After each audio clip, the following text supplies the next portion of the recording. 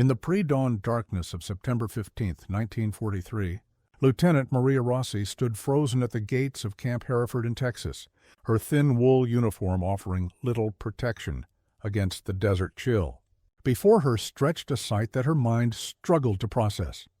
A sprawling complex of wooden barracks with electric lights blazing from every window, surrounded by gardens and recreation fields. Rossi, a 26-year-old nurse from Naples, captured during the Allied invasion of Sicily, had been prepared for imprisonment, interrogation, perhaps even torture. She had not been prepared for this.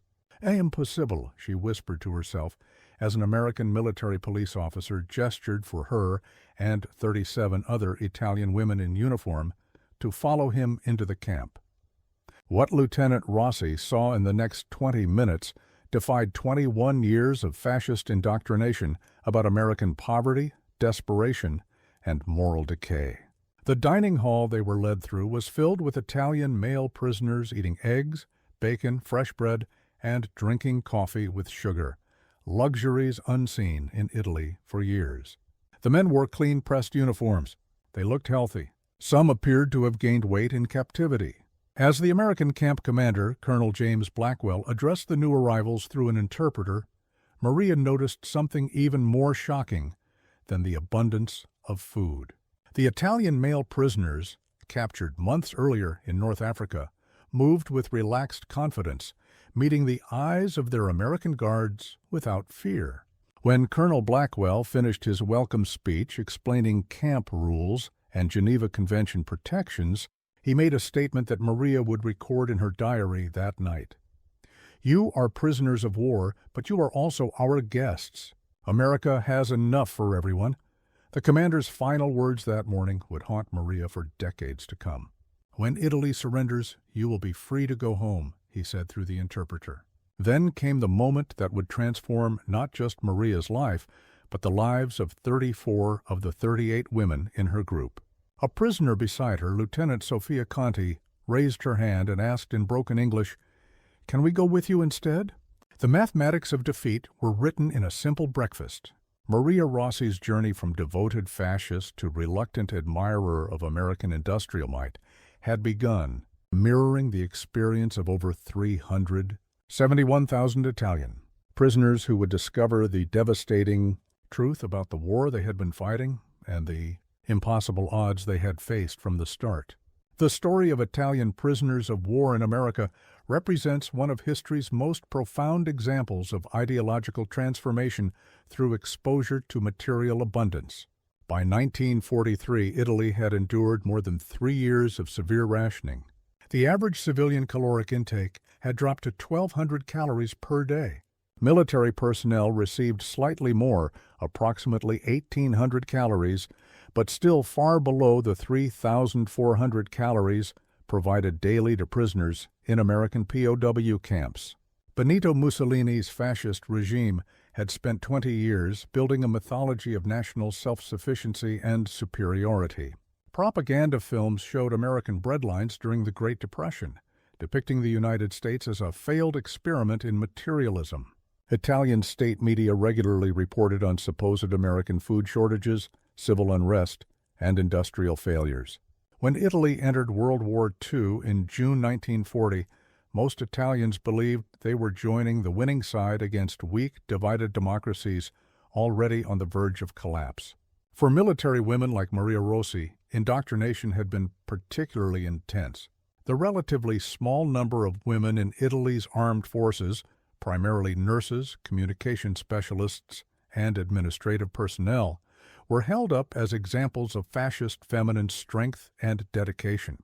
Their training included extensive political education, emphasizing the decadence of American women and the moral superiority of Italian austerity.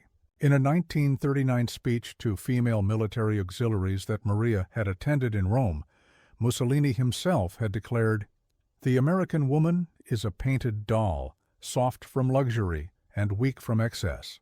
She would crumble under hardships that Italian women bear with a smile." Maria had recorded this quote in her personal journal, believing it completely. The reality of America's industrial capacity was so far beyond Italian comprehension that even intelligence reports reaching Mussolini's high command were dismissed as impossible exaggerations. In 1942, when accurate information indicated that the United States was producing a new bomber every hour, Italian military leadership deemed it physically impossible and evidence of Anglo-American propaganda. The women who arrived at camps Heraford that September morning in 1943 came from diverse backgrounds but shared certain experiences. 23 were military nurses captured in field hospitals during the Sicily campaign. 9 were communication specialists from coastal defense installations. 6 were administrative staff from military headquarters in Palermo and Messina. All had experienced increasingly desperate conditions in Italy as the war progressed. Captain Elena Moretti, the highest-ranking woman in the group, had served at a military hospital in Palermo where patients received only 700 calories per day by mid-1943. In her debriefing interview, recorded by American intelligence officers, she described operations performed without anesthesia, bandages washed and reused until they fell apart, and patients dying from infections that penicillin could have cured if Italy had possessed any. We were told America could not produce medical supplies because they had no industry left after the Depression, she stated. Then I arrive here and see your hospitals have so many supplies, they store the excess in warehouses the size of our entire hospitals in Palermo. The journey to this moment of realization had begun for most of these women on the beaches of Sicily. The Allied invasion, Operation Husky, had commenced on July 10, 1943, with overwhelming force. For soldiers and support personnel of the Italian Sixth Army, the experience was apocalyptic. Allied naval artillery, air support, and infantry coordination demonstrated a level of material superiority that Italian forces could not hope to match. Lieutenant Sofia Conti, who would later ask if she could remain in America rather than return to Italy, had been stationed at a coastal communications center near Gela. In her first letter home from Camp Heraford, carefully read by American censors, she attempted to describe what she had witnessed during the invasion. Dearest Mama, I cannot explain what I saw in ways that will pass the censors. I will say only this. Imagine our town festival when the church displays all its candles. Now imagine each candle is as bright as the sun, and there are thousands upon thousands of them, all moving across the water toward you. That is what their ships looked like at night. We knew then what was coming. The initial shock of capture had been followed by treatment that contradicted everything these women had been told to expect. Rather than facing abuse, they were processed according to the Geneva Convention, given medical examinations, clean uniforms, and adequate food, even while still in temporary holding facilities in North Africa. Sergeant Lucia Esposito, a 22-year-old administrative clerk from Milan, recorded her confusion in a diary later discovered by camp authorities, who permitted her to keep it. They give us white bread every day. Every day! The American soldiers eat the same food we do. Their Negro troops eat the same food as their officers. Nothing makes sense. Either they are trying to deceive us with false abundance, or everything we were told was a lie. The arrival at Camp Heraford represented the beginning of a systematic unraveling of fascist indoctrination through simple, relentless exposure to American material reality. The camp, designed primarily for male Italian POWs, had been hastily modified to create a separate women's section with appropriate facilities. Even these rushed modifications revealed American abundance. New furniture, manufactured specifically for the women's barracks, arrived within days. Each woman received 6 sets of clothing, 3 pairs of shoes, personal hygiene products in quantities that seemed extravagant, and access to a camp store where they could spend the scrip they earned through voluntary work programs. Maria Rossi's first job assignment provided another shock to her worldview. Trained as a nurse, she was assigned to the camp hospital, a facility better equipped than any she had worked in back in Italy. During her first shift, she stood for several minutes staring at a supply cabinet filled with disposable syringes, individually wrapped sterile bandages, and dozens of medications that had been unavailable in Italian military hospitals for years. "Is this just for our section?" she asked the American nurse supervising her. "This?" "No, this is just the backup supply for this floor," the American woman replied through an interpreter. "The main storage is downstairs." When Maria was shown the main medical storage room, she began to cry. Later, she would tell the camp psychiatrist, Captain Robert Weiss, "I thought about all my patients who had died because we had no sulfa drugs, no antibiotics. I realized in that moment that we had never had a chance of winning this war. Not against people who could afford to stock so much medicine that it expired on the shelves." The transformation of these Italian women prisoners followed a pattern that American intelligence officers would document across hundreds of POW camps holding German, Italian, and later Japanese prisoners. The process began with disbelief. Many prisoners initially insisted they were being shown specially constructed propaganda displays, not unlike the Potemkin villages of the Soviet Union.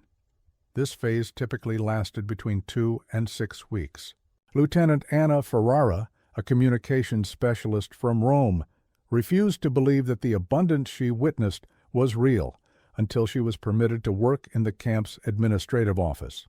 There she processed supply requisitions and witnessed the casual manner in which American officers ordered materials. They would request 100 new blankets because the current ones were showing wear, she wrote, in a letter to her sister that was confiscated by Italian censors after the war. Blankets that would be considered new in Rome were being replaced because of slight fading. When I asked the supply officer why, he shrugged and said it was cheaper to replace them than to clean them extensively. Cheaper to replace wool blankets than to clean them. I remembered how Mama carefully unraveled Papa's old sweater to reknit it for baby Carlo. The second phase of transformation typically involved anger, often directed at their own government for its deceptions. Captain Elena Moretti organized a heated debate among the women prisoners after learning that the Americans were producing a new Liberty ship every 42 hours by 1943. The fascist government had specifically claimed American shipyards were being destroyed faster than they could produce vessels. "We were fighting a war we could not win against an enemy whose true strength was kept from us," she declared to her fellow prisoners, according to multiple diary accounts. "How many of our brothers and sweethearts died because of these lies? Who should we hold responsible?" For some, this anger never fully subsided. Corporal Bianca Romano, a 20-year-old radio operator from Sicily, maintained her fascist beliefs throughout her captivity. In psychological evaluations, she insisted that the American abundance was a Jewish trick and unsustainable. She was one of only 4 women who elected to return to Italy when given the choice after Italy's surrender. Camp records indicate she refused to eat certain American foods, considering them contaminated, and remained hostile to the camp staff until her repatriation. But for most, the anger eventually gave way to the third phase, reluctant acceptance. This typically occurred between the 3rd and 6th month of captivity, often accelerated by personal experiences with American material culture. For Maria Rossi, this moment came during a supervised trip to the nearby town of Heraford, where prisoners with exemplary behavior were occasionally permitted to shop under guard. In a department store, Maria saw an ordinary American farm woman purchasing fabric. The quantity and quality of the material, enough to make several dresses, was remarkable enough, but it was the casual manner of the transaction that affected Maria most deeply. The woman paid without counting her change carefully, then left several shopping bags unattended while she visited another department. "In that moment, I understood something fundamental about America," Maria later wrote. "These people had never known true scarcity. Their entire society operated on an assumption of abundance that shaped everything. Their carelessness with resources, their optimism, their strange combination of wastefulness and generosity. They left food on their plates while still believing themselves charitable for feeding prisoners better than we had fed ourselves in Italy." By January 1944, 4 months after their arrival, 32 of the 38 women had begun participating fully in the camp's voluntary work program. They served in the hospital, administrative offices, kitchen, laundry, and even in agricultural work on neighboring farms with labor shortages. Their health improved markedly. Camp medical records show an average weight gain of 12 pounds per prisoner within 6 months, a physical transformation that paralleled their psychological one. The most dramatic aspect of their experience came after Italy's surrender and the fall of Mussolini.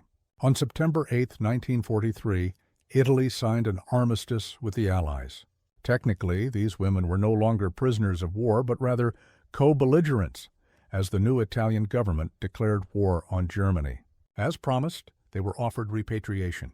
In a decision that shocked American authorities, 34 of the 38 women requested to remain in the United States. Captain Elena Moretti, a senior officer, presented their case to the camp commander. "We have seen how Americans live. We have seen what is possible. If we return to Italy now, we return to a destroyed country, to poverty and hunger. Here we can work, save money, and perhaps bring our families later. Some of us have nothing to return to. Our homes are in territories now controlled by Germans. We ask to stay as civilian internees until the war ends, then apply for residency." This request created a diplomatic dilemma eventually resolved through a special arrangement with the State Department. The women were reclassified as civilian internees rather than POWs, allowed to work for regular wages and given assurances they could apply for permanent residency after the war. Their daily lives at Camp Heraford developed into a routine that blended confinement with increasing privileges. Morning roll call at 7, breakfast in the mess hall, work assignments from 8 until 4, with an hour break for lunch. Evenings were filled with English classes, vocational training, and recreational activities.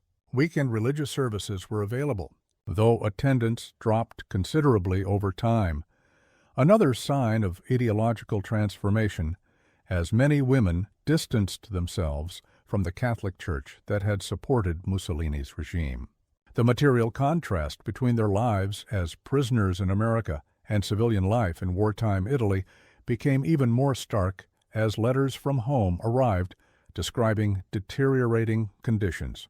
Lieutenant Sophia Conti received a letter from her mother in Naples in February 1944 that read in part, "We are grateful to know you are safe, though we cannot understand why you don't wish to come home. Perhaps when you receive this letter and learn of our situation, you will reconsider. We have electricity for only 2 hours per day. Bread is 200 lire per kilo when available. Lucia's baby died last week, no medicine. American bombs destroyed the Gennaro district. Please, if you can arrange our passage to America, do so. There is nothing for us here now." Maria Rossi's experience with American industrial capacity took a personal turn when she began working in the camp hospital alongside American doctors. In March 1944, she assisted in an emergency appendectomy on an American guard. The surgery, routine by American standards, featured equipment, medications, and procedures that seemed miraculous compared to her experience in Italian field hospitals. "In Italy, this man might have died," she told Dr. William Cavanaugh afterward. "We performed similar surgeries by lantern light, with ether when we had it, with homemade sutures, and often with unsterilized instruments when fuel for the sterilizers ran out." Dr. Cavanaugh, surprised by this information, began regular discussions with Maria about comparative medical practices. These conversations were recorded as part of an Office of Strategic Services study on Italian military capabilities. In one transcript, Maria explains, "Our medical school training was excellent, in theory. But without materials, what could we do? By 1942, we were boiling bandages from the dead to reuse them on the living. We mixed local herbs with the last of our antiseptics to make them last longer. When the Americans landed in Sicily, our hospital captured a single jeep with a medical kit. That small box contained more sulfa drugs than our entire hospital had seen in the previous 6 months." The impact of such revelations extended beyond the prisoners themselves. American military intelligence systematically debriefed Italian POWs to gain insights into Axis capabilities and morale. The women's accounts proved particularly valuable, offering perspectives on civilian conditions and medical services typically unavailable from male combatants. Major Thomas Reynolds, an intelligence officer who interviewed all 38 women multiple times, wrote in his final report, "These female prisoners provide unique insight into both Italian military unpreparedness and the effectiveness of fascist propaganda. Their transformation from suspicious captives to eager students of American methods represents a microcosm of what successful occupation and re-education might achieve in post-war Italy. As 1944 progressed, the women's status within Camp Heraford evolved considerably. Initially segregated and closely watched, they gradually earned privileges through their work performance and cooperation. By summer, several had advanced to supervisory positions within the camp hospital and administrative offices. Maria Rossi became an informal liaison between the camp administration and Italian male prisoners, her nursing background and growing English skills making her valuable to both groups. The contrast between American abundance and Italian scarcity manifested in countless daily details. Sergeant Lucia Esposito, working in the camp quartermaster's office, was responsible for ordering and distributing uniform parts. In a letter later published in her post-war memoir, she described her astonishment at American inventory practices. "I was ordered to dispose of 97 pairs of boots that were too worn for service. I examined these boots carefully, expecting to find them falling apart. Instead, I found minor scuffs and slightly worn heels, conditions that, in Italy, would have made them valuable items to be repaired and reissued. When I suggested we send them to Italy as aid, the quartermaster laughed and said, 'The paperwork would cost more than the boots.' These Americans had built a system where it was cheaper to waste than to save. As the women's English improved through daily classes and immersion, they began forming more complex relationships with their American guards and supervisors. These relationships, while always constrained by their status as enemy personnel, nonetheless provided further evidence of the cultural and material differences between the two nations. Lieutenant Anna Ferrara, working in camp administration, noted in her diary, "The American women who supervise us wear makeup to work in a prison camp. They have silk stockings while working with prisoners. Their concern is not having enough sugar for their coffee, not whether there will be coffee at all." Today, Miss Simmons complained that the camp store had only 3 flavors of ice cream. "My mother in Rome would weep to see a single spoonful of any flavor." The most profound transformation occurred in their understanding of industrial capacity. In May 1944, as part of an approved educational program, 26 of the women were taken on a supervised tour of a nearby agricultural equipment factory that had been converted to produce components for military vehicles. The scale of the operation, employing over 4,000 workers in a single facility, contradicted everything they had been told about American manufacturing capability. Captain Elena Moretti, who had studied economics before the war, wrote afterward, "This single factory produces more engines in a month than all of Italy's manufacturers combined." The building itself is larger than Vatican City. The workers eat better at their factory canteen than Italian army officers. Most astonishing of all, this is not a special facility. Our guide mentioned 8 similar factories in Texas alone. The women witnessed assembly lines where standardized parts moved with precision timing, automated welding systems that reduced the need for skilled labor, and quality control procedures that ensured consistently high standards.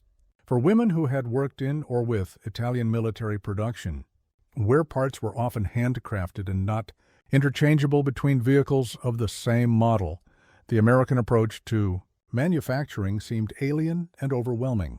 The factory visit included a lunch in the employee cafeteria. Another revelation. Corporal Gabriella Vitale, who had worked briefly in a munitions factory in Turin before joining the military, described the experience in a letter to her brother intercepted by fascist authorities in Italy. "You cannot imagine what these factory workers eat for an ordinary lunch. Meat, yes, actual beef, with potatoes, vegetables, bread with butter, and cake. Cake, Roberto! As much as they want. No ration cards. No special permits. The factory workers eat better than Mussolini's ministers. And they complain about the food. I heard an American worker say the meatloaf was dry and he would rather have had the fried chicken. I wanted to shake him and tell him people are eating grass in Naples. By late 1944, the women's transformation had progressed from physical to psychological to practical.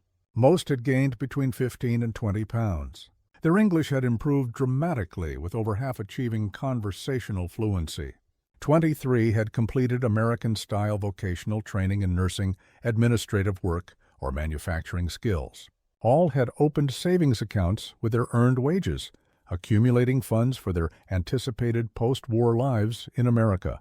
The contrast between their experience and that of their families in Italy grew ever sharper as the war in Europe intensified.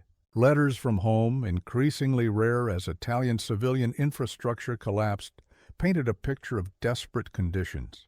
Maria Rossi received word in November 1944 that her parents' home in Naples had been requisitioned by retreating German forces, then destroyed in fighting.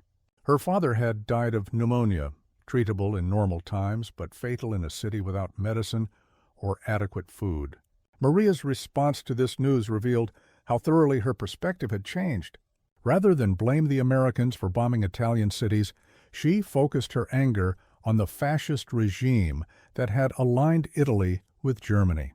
In a conversation recorded by camp authorities for intelligence purposes, she told Captain Elena Moretti, "My father died because Mussolini wanted to be a conqueror. He died because our leaders told us we could defeat people who build factories the size of our cities. Look at us now, prisoners who eat better than generals in our homeland.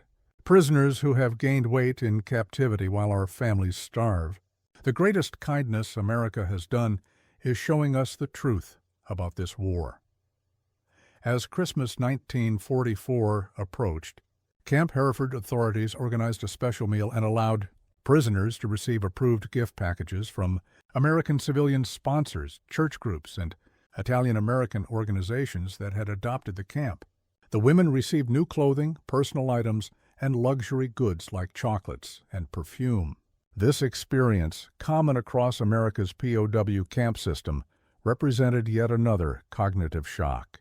Lieutenant Sophia Conti, who had first asked if she could remain in America rather than return to Italy, recorded her feelings about this strange Christmas. "Today I received a package from a woman named Mrs. Esposito in New York, no relation to our Lucia Esposito, simply an American with an Italian name.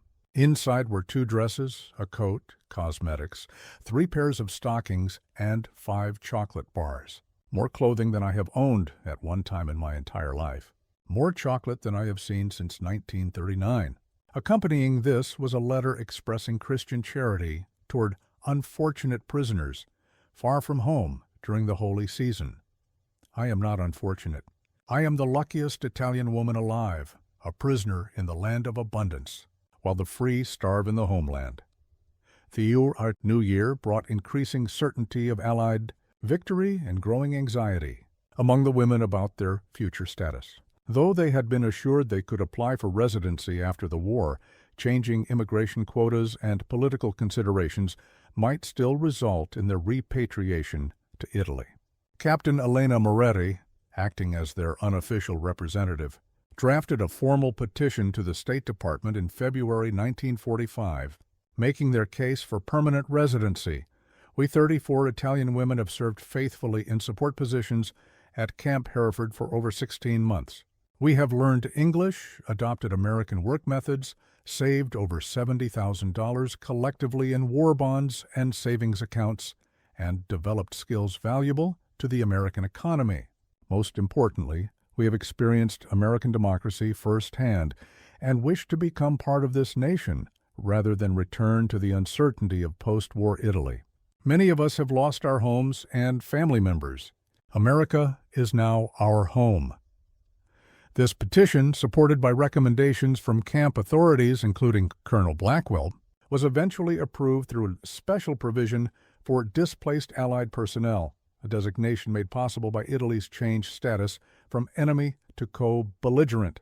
The women's work assignments increasingly took them beyond camp boundaries as security concerns diminished. By spring 1945, 28 worked regularly in the surrounding community, in the local hospital, businesses with labor shortages, and nearby farms. This integration provided further exposure to ordinary American life and opportunities to develop connections that would prove valuable after their eventual release. Maria Rossi, now fully fluent in English and serving as head nurse in one wing of the camp hospital, received a job offer from Heraford General Hospital, contingent on her post-war civilian status. Similarly, Lieutenant Anna Ferrara's administrative skills earned her a potential position with a local agricultural equipment distributor. Lieutenant Sophia Conti, who had studied accounting before the war, secured a provisional offer from a bank in Amarillo. The food, medical care, and regular work transformed not just their bodies and minds, but also their fundamental understanding of what society could provide. Sergeant Lucia Esposito, who had grown up in a poor district of Milan, expressed this transformation in a diary entry from April 19, 1945. "I never knew people could live like this. Not just the rich, but ordinary people. Factory workers with automobiles, farmers with tractors and radios, hospital janitors who eat meat daily. The American poorest have electricity, running water, and enough food. Their poor would be considered wealthy in southern Italy. I now understand why they are winning this war. Not because they are smarter or braver, but because their society produces so much excess that even waste and inefficiency cannot cripple them. They can afford to lose battles because they know the mathematics of production will win the war." News of Germany's surrender in May 1945 was met with complicated emotions. For these women, the end of the European conflict meant both relief and uncertainty. Though their petition for residency had been provisionally approved, final processing would take months. Meanwhile, they remained in a strange limbo, neither prisoners nor citizens, witnesses to American victory from the peculiar vantage point of comfortable captivity. Captain Elena Moretti organized a memorial service for Italian soldiers killed in the war, including many of their former colleagues and friends. The service, attended by American camp personnel as well as Italian prisoners, symbolized the complex transformation these women had undergone, mourning compatriots killed by Allied forces while simultaneously embracing the Allied cause and American future. Colonel Blackwell, addressing the gathering, acknowledged this complexity. "You have experienced this war from both sides in a way few others have. You have lost countrymen and family members. You have also seen why this victory was inevitable. As you prepare to become Americans, remember both your Italian heritage and the lessons of this conflict. Material abundance means nothing without the freedom to enjoy it and the wisdom to use it responsibly." In June 1945, the women were officially redesignated as civilian internees awaiting immigration processing and moved to less restrictive quarters. Though still required to remain in the camp, they now had expanded privileges, including unsupervised visits to town, the ability to receive visitors, and permission to take evening courses at a nearby school. During this transitional period, they began receiving more detailed news about conditions in post-war Italy.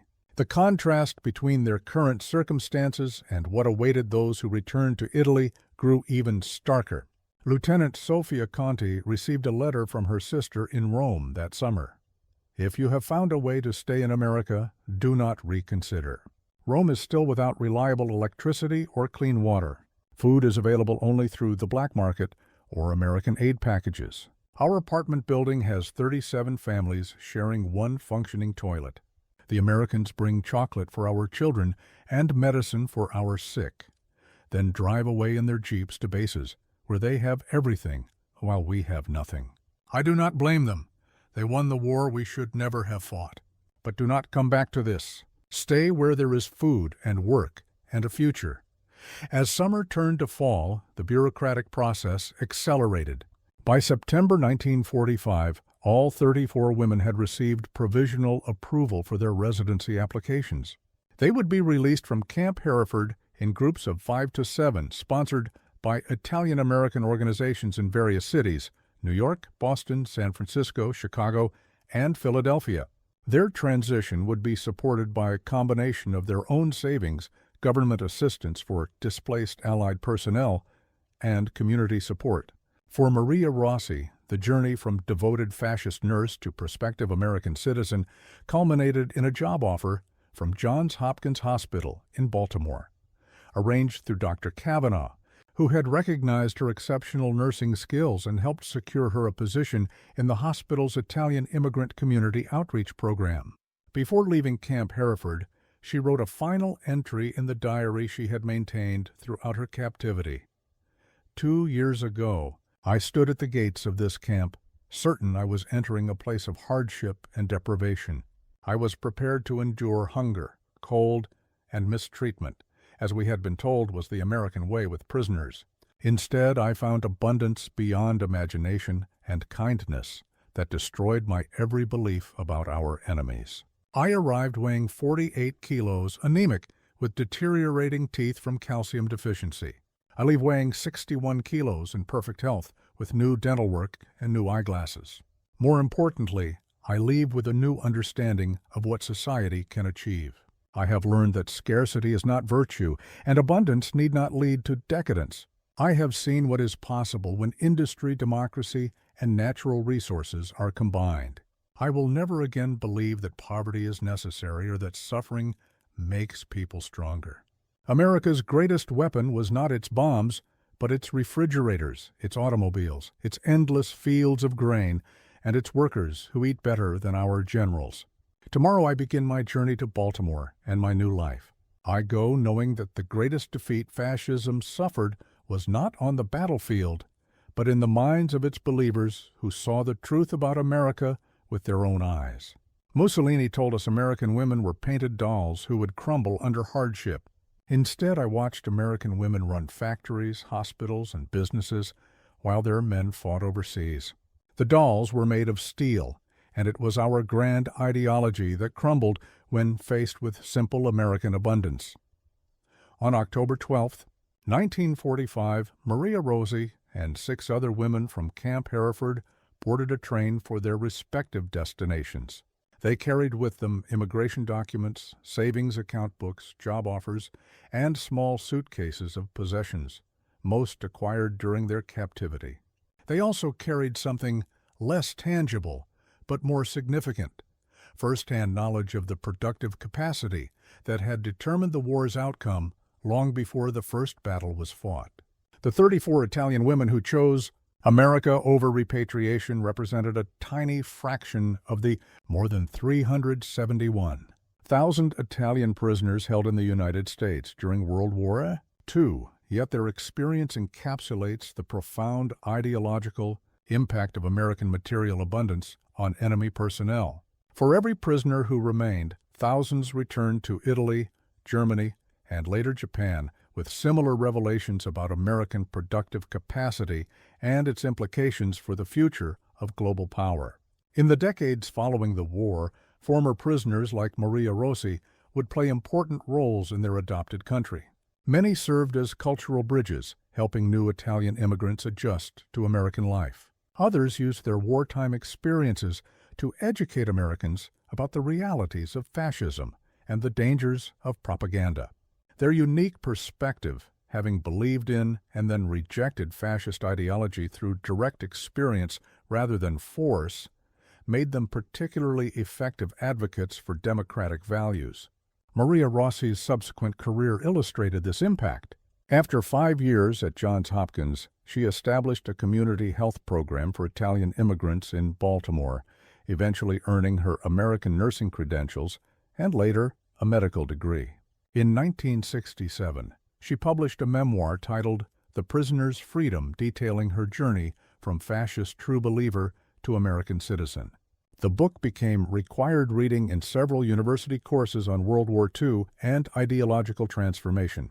In a 1972 interview When asked about her most vivid memory from captivity, Maria pointed not to any hardship, but to a moment of revelation.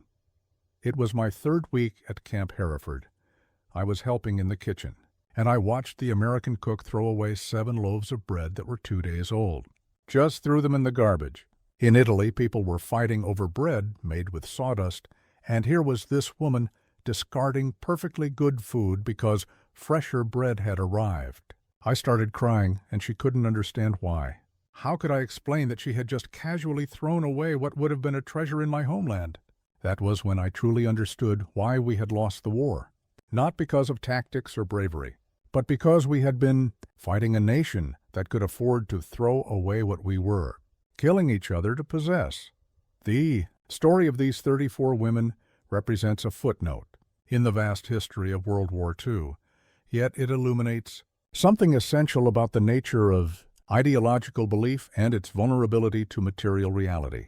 Fascism, with its emphasis on national glory through struggle and sacrifice, could not survive direct exposure to a society where abundance had eliminated the need for such sacrifice.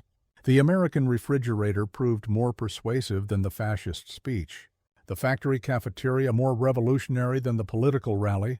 When Colonel Blackwell told his Italian prisoners, "You are free to go after Italy's surrender," he offered what seemed a simple choice between captivity and liberty.